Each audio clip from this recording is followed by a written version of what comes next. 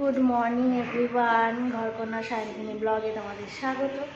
আশা করি তোমরা সকলে ভালো আছো, সুস্থ আছো। আমিও ভালো আছি। বাজে এখন ঘড়িতে কটা বাজে দাঁড়াও দেখি। হ্যাঁ, 8টা 41 বাজে। তোমাদের দাদাভাই এইমাত্র চা খেয়ে বেরোলো, আমরাও খেলাম। আর এদিকে ভাত আর ডাল চাপিয়েছি, এই ঘর একদিকে গুছাচ্ছি, একদিকে রান্না করছি। চলো দেখাই। এই যে মাম্মাম এদিকে মুড়ি জল, সকালে মুড়ি জল খাচ্ছে একটু, আর দেখছে টিভি। আর আমার দেখো হাঁড়িতে ভাত হচ্ছে, আর কুকারে একটু ডাল চাপিয়েছি,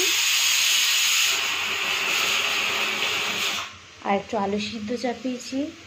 আর এইসব রান্নাবান্নাগুলো হবে, রান্না হওয়ার পর দেখাচ্ছি। তো চলো আজকে ব্লগটা দেখতে থাকো, সঙ্গে থেকো। মাম্মামের আবদার যে আজকে সকালে পাস্তা বানিয়ে দিতে হবে, ওই টিফিনে পাস্তা খাবো। তার জন্য একটু পাস্তা বানিয়ে দিলাম, ও বসে বসে খাচ্ছে। আর আমিও খাবো, তবে আমি পাস্তা খাবো না, আমি খাবো একটু ছাতু। আর ওদিকে আমার রান্না চলছে। এদিকে হচ্ছে পেঁয়াজ ভাজা, ডালে ফোড়ন দেবো, আর একটু আলু সিদ্ধ মাখা খেতে ইচ্ছা করছে আমার, শুকনো লঙ্কা পেঁয়াজ ভাজা দিয়ে। তার জন্য আলু সিদ্ধ করেছি, তার জন্য একবারে পেঁয়াজটা ভেজে নিচ্ছি। আর এদিকে হচ্ছে ঝিঙে ভাজা। আর কি হবে বলো তো, আর হবে এই যে মাছটা ভাজবো ভালো করে। মাছ ভাজা, ডাল এসব দিয়ে খাওয়া হবে আজকে। আমার এরকম রান্না খেতে খুব ভালো লাগে।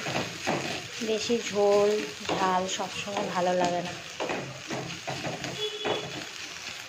সপ্তাহে অন্তত একদিন এইরকম খাবার খেতে খুব পছন্দ। এই ঝিঙে ভাজাটা হোক, এটা হলে করে মাছটা বসিয়ে আমি ছাতুটা খাবো।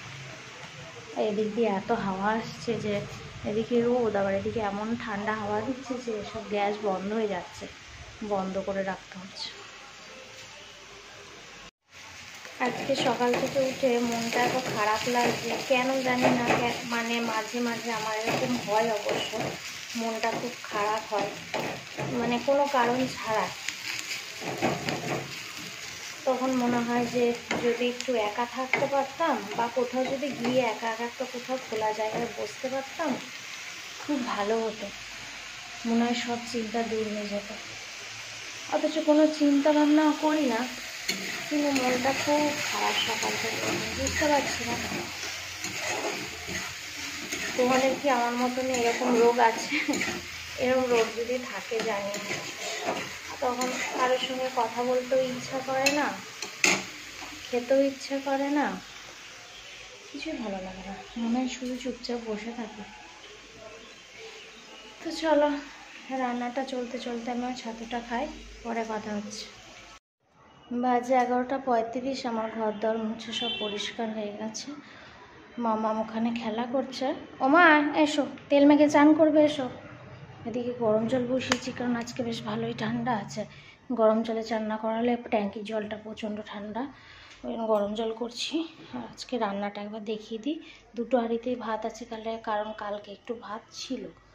আর হয়েছে এদিকে কাঁচা কলা ছিল ভাজা, উচ্ছে ভাজা,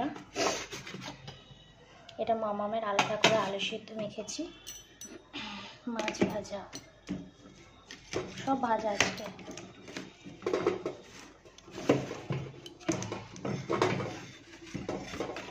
আর এই হচ্ছে ঝিঙে ভাজা, এটা আলু সিদ্ধ মাখা, শুকনো লঙ্কা পেঁয়াজ ভেজে, আর হয়েছে পেঁপে গাজর দিয়ে মসুরের ডাল।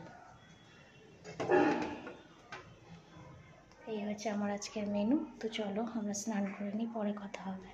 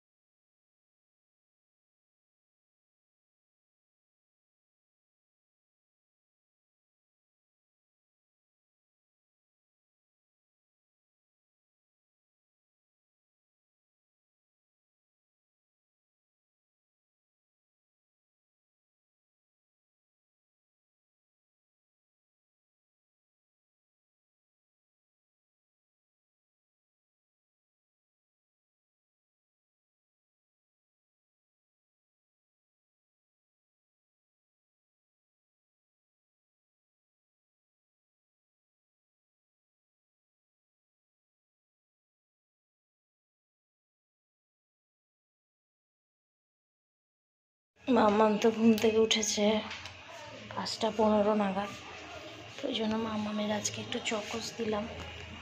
আর আমার একটু চা হচ্ছে, লিকার চা, এই খাওয়া হবে এখন, আর বিস্কুট। 8:30 বেজে গেছে, মাম্মামের খাওয়া চলে এসছে। মাম্মাম খেয়ে নিয়েছে প্রায় অর্ধেকটা মতনই, টিভি দেখছে আর খাচ্ছে। আজকে পড়তেও আসেনি, ওই জন্য সেরকম কোনো কাজ ছিল না, বসেই ছিলাম, মাম্মামকে একটু পড়াচ্ছিলাম। আর নখ, মামামের নখ, আমার হাতের নখ এই সপ্তাহে একটা দিনই শুক্রবার করে কাটা হয়, সেগুলো একটু বসে বসে পরিষ্কার করছিলাম।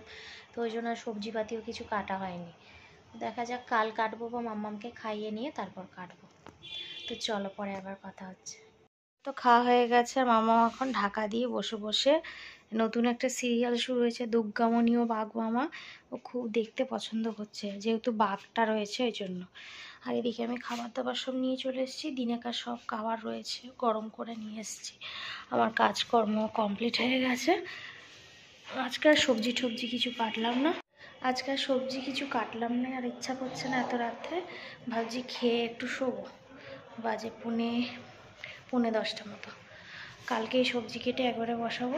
তো চলো, আজকের মতো টাটা, গুড নাইট, ভালো থেকো।